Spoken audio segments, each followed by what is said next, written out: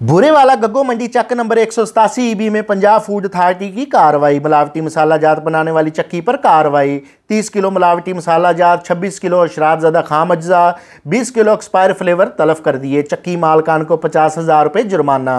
तफसीलात के मुताबिक पंजाब फूड अथॉरिटी की मिलावट माफिया के खिलाफ कार्रवाइयाँ जारी हैं।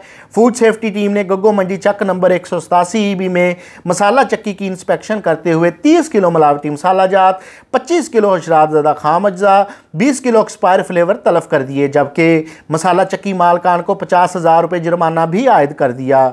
इस मौका पर डीजी फूड अथॉरिटी का कहना था कि इंस्पेक्शन के दौरान मुख्तलिफ किस्म के ज़ायदुल मियाद फ्लेवर्स और मिलावट शुदा मसाला जात बरामद किए गए, जबकि फूड आइटम्स की ज़मीन पर स्टोरेज और सफाई सुथराई के नाकिस इंतजाम पाए गए हैं। फूड सेफ्टी टीम ने गैर मियारी अशिया तलफ करके फूड बिजनेस मालकान को भारी जुर्माना आयद कर दिया है। इनका मजीद कहना था कि मिलावटी मसाला जात का इस्तेमाल मुख्तलिफ अमराज का बाइस बनता है। शहरियों को मिलावट से पाक महफूज खुराक की फराहमी पंजाब फूड अथॉरिटी का मिशन है।